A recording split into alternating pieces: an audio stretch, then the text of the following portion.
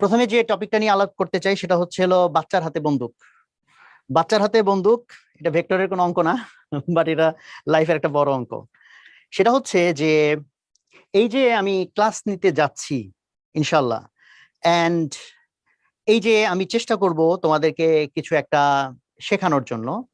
তো এই ক্ষেত্রে আমি একটা রেসপন্সিবিলিটি ফিল করি যে তার আগে তোমাদের সাথে আমার একটা বোঝাপড়া হয়ে নেওয়া দরকার। তো বোঝাপড়ার বিষয়টা হচ্ছে এটা যে তোমরা যারা এখন ধরো এই যে ফিজিক্স পড়বা, কেমিস্ট্রি, ম্যাথ এইসব পড়বা, পড়ে তোমরা ডাক্তার হবা, ইঞ্জিনিয়ার হবা, টিচার হবা, তাই না, আরো অনেক রকম প্রফেশনে তোমরা যাবা ইনশাল্লাহ। তো তোমরা যখন এই প্রফেশনস গুলোতে যাবা, ভালো করবা ক্যারিয়ারের দিক থেকে, তো আমার জন্য এটা কি সওয়াবের কাজ হবে না পাপের কাজ হবে, এটা একটা একটু আপেক্ষিক বিষয়।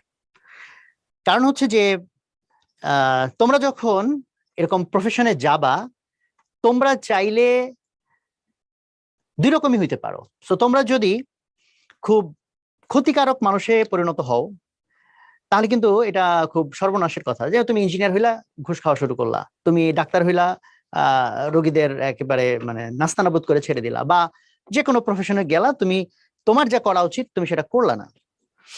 তো সেই দায়ভার আমার কাছে চলে আসতে পারে যে আমি কেন তাইলে তোমাকে হেল্প করলাম ডাক্তার, ইঞ্জিনিয়ার বা অন্য কিছু হওয়ার জন্য। সো সেটা আসলে আমার জন্য ভালো হইলো কিনা।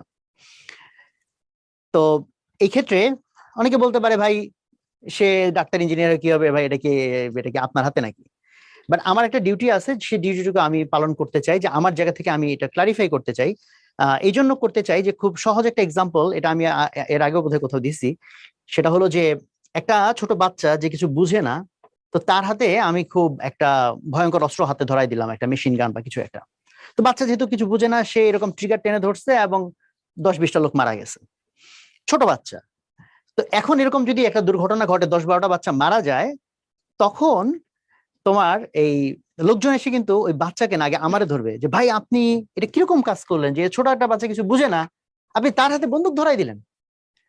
এবং এটা কিন্তু ভ্যালিড একটা অভিযোগ, যে যে বাচ্চা বুঝে না, যে বাচ্চার সেন্স অফ রেসপন্সিবিলিটি তৈরি হয় নাই, তার হাতে আমি এরকম একটা বন্দুক ধরাই দিলাম, এটা তো খুবই মানে ইয়ের কথা, ক্ষতির কথা।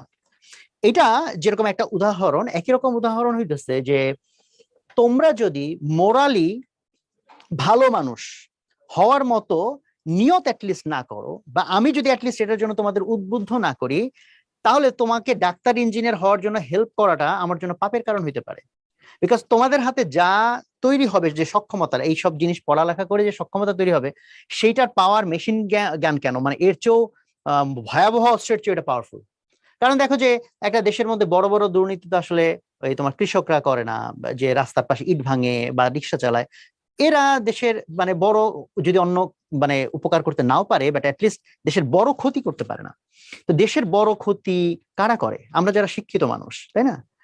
তো আমরা যারা শিক্ষিত মানুষ হতে যাচ্ছি বা অলরেডি হয়েছি, তাদেরকে নিয়ে রিস্ক।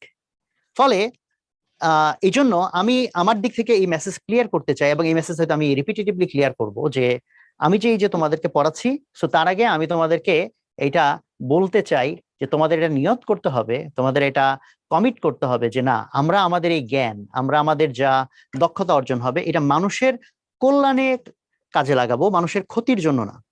সো তোমরা এইটাতে কতজন